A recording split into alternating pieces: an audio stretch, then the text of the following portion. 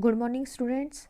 आज हम इस वीडियो में आपकी 1 जनवरी को हो चुकी क्विज़ प्रतियोगिता की रिवीजन करेंगे। सबसे पहले स्क्रीन पर आपको दिखाई देते हैं कुछ मुख्य बिंदु, जिन्हें आप ध्यान से पढ़ें और उसके बाद अपनी डिटेल्स फिल करें। डिटेल्स फिल करने के बाद सबसे पहले आपकी स्क्रीन पर होते हैं गणित के सवाल। तो चलिए गणित के सवाल देखते हैं। क्वेश्चन नंबर 1, वर्ग का क्षेत्रफल होता है। यहाँ पर हमें वर्ग के क्षेत्रफल का फॉर्मूला बताना है। क्या होता है? वर्ग के क्षेत्रफल का फॉर्मूला होता है भुजा गुना भुजा। तो यहाँ पर हम तीसरे विकल्प पर क्लिक करेंगे। क्वेश्चन नंबर 2, आयत का परिमाप होता है। तो क्वेश्चन नंबर 2 में भी हमें आयत के परिमाप का फॉर्मूला बताना है। तो आयत का परिमाप क्या होता है? 2 इंटू लंबाई जमा चौड़ाई। तो यहाँ पर हम अंतिम विकल्प पर क्लिक करेंगे, 2 इंटू लंबाई जमा चौड़ाई। और उसके बाद है क्वेश्चन नंबर 3, आयत का क्षेत्रफल क्या होगा यदि इसकी लंबाई 5 सेंटीमीटर और चौड़ाई 3 सेंटीमीटर हो। तो यहाँ पर देखिए, आयत की लंबाई है 5 सेंटीमीटर और चौड़ाई है 3 सेंटीमीटर। तो इसका फॉर्मूला होता है लंबाई गुना चौड़ाई, यानी कि 5 गुना 3। और क्षेत्रफल को हम लिखते हैं वर्ग सेंटीमीटर में। तो हमारा उत्तर होगा 15 वर्ग सेंटीमीटर, यानी कि पहला विकल्प हमारा सही उत्तर है। और उसके बाद क्वेश्चन नंबर 4, एक वर्ग की प्रत्येक भुजा 10 सेंटीमीटर है, वर्ग का परिमाप क्या होगा? तो यहाँ पर देखिए, वर्ग की एक भुजा दे रखी है 10 सेंटीमीटर, प्रत्येक भुजा कितने की है? 10 सेंटीमीटर। और वर्ग के परिमाप का फॉर्मूला होता है 4 इंटू साइड, यानी कि 4 गुना भुजा। और इससे हमारा उत्तर आएगा 4 इंटू साइड, यानी कि 4 गुना 10, यानी कि 40 सेंटीमीटर। पहले विकल्प पर क्लिक करके हम अपने उत्तर को सबमिट करते हैं और क्वेश्चन नंबर 5 की तरफ बढ़ते हैं। यदि किसी आकृति की भुजाएं 4 मीटर 2 मीटर 4 मीटर 2 मीटर हो तो यह आकृति है। तो यहाँ पर देखिए, ये क्या कहा गया है?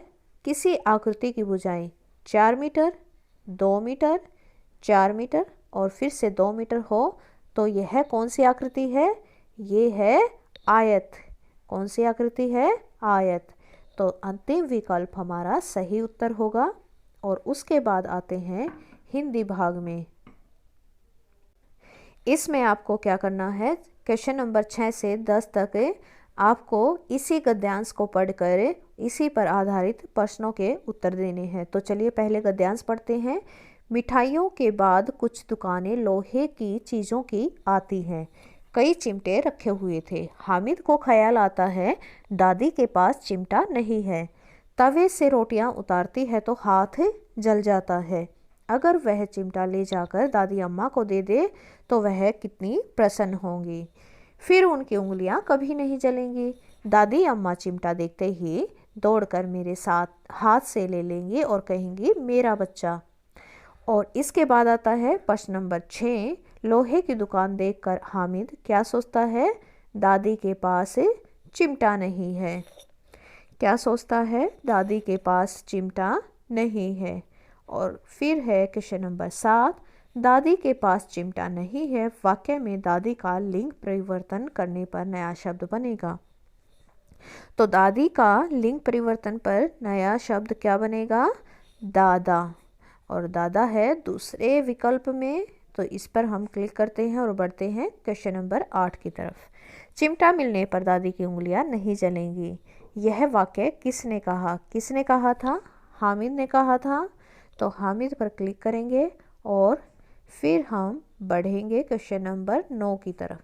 अम्मा शब्द का समानार्थी शब्द बताने वाला विकल्प है। अम्मा। अम्मा शब्द का समानार्थी शब्द बताना है तो क्या होता है अम्मा शब्द का समानार्थी? माँ, अम्मा, चाचा, अब्बा, बाबा, माँ, भैया, माँ। तो इनमें से हमें सही विकल्प माँ और अम्मा पर क्लिक करना है। और क्वेश्चन नंबर 10 है रोटी शब्द का बहुवचन। तो रोटी शब्द का बहुवचन क्या होगा? रोटियां। क्या होगा? रोटियां। और क्वेश्चन नंबर 11 से शुरू होते हैं ईवीएस के प्रश्नोत्तर। तो चलिए देखते हैं। क्वेश्चन नंबर 11, 102 फ़ोन नंबर किस सेवा के लिए डायल करते हैं? तो प्यारे बच्चों 102 हम फ्री एम्बुलेंस सेवा के लिए डायल करते हैं। तो यहाँ पर एम्बुलेंस पर हम क्लिक करेंगे और बढ़ेंगे क्वेश्चन नंबर 12 की तरफ। आपातकालीन किट कहाँ रखनी चाहिए? तो यहाँ पर देखिए आपातकालीन किट क्या होती है? इमरजेंसी किट, कि आपको उसकी कभी भी ज़रूरत पड़ सकती है तो ऐसी जगह रखनी चाहिए जो हमारी पहुंच के बहुत आसानी से हमें वो मिल सके।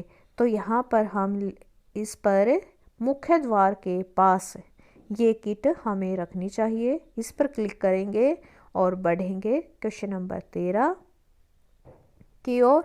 आजकल कई घरों में कांच की बड़ी बड़ी खिड़कियां व दरवाजे बनाए जाते हैं। भूकंप आने पर क्या करना चाहिए? तो देखो आजकल घरों में क्या होता है, बड़ी बड़ी खिड़कियां और दरवाजे कांच के ही बने होते हैं। और जब भूकंप आता है तो हमें उस टाइम क्या करना चाहिए? कांच की खिड़की या दरवाज़ों से दूर रहना चाहिए। कांच की खिड़की या दरवाज़ों को कसकर पकड़ना चाहिए। कांच की खिड़की व दरवाज़ों से सटकर खड़ा होना चाहिए या कांच की खिड़की पर चढ़ने की कोशिश करनी चाहिए। तो इनमें से हमारा विकल्प पहला है जो वो हमारा सही उत्तर है।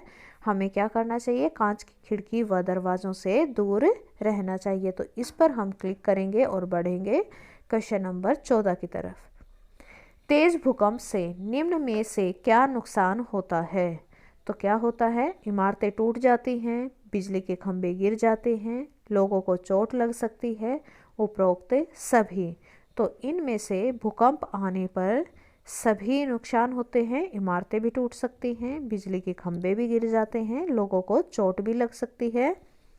इसलिए हम अंतिम विकल्प यानी कि उपरोक्त सभी पर क्लिक करेंगे और इसको सबमिट करने के बाद हम करेंगे प्रश्न 15।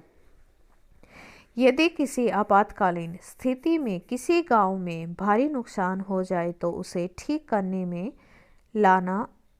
स्थिति में लाना किसकी जिम्मेदारी है? तो यहाँ पर देखिए सरपंच की, सरकार की, गैर सरकारी संस्थाओं की या सबकी सामूहिक जिम्मेदारी। तो यहाँ पर हमारा सही उत्तर होगा सबकी सामूहिक जिम्मेदारी। और प्रश्न नंबर 15 तक कंप्लीट करने के बाद हम करेंगे क्लिक कंटिन्यू पर और उसके बाद हमारा स्कोर दिखाई देगा। देखिए हिंदी में 10 में से 10, ईवीएस में 10 में से 10 और गणित में भी 10 में से 10। और इस क्विज़ में हमारा ओवरऑल स्कोर है 30 में से 30। और क्विज़ कंप्लीट करने के लिए हमें क्या करना पड़ेगा? सबमिट पर क्लिक करना पड़ेगा। और इसके बाद हमें क्या होगा कि क्योंकि ये हमारा क्विज़ समाप्त हो चुका है, पिछले सप्ताह का था, इसलिए ये एरर आया है।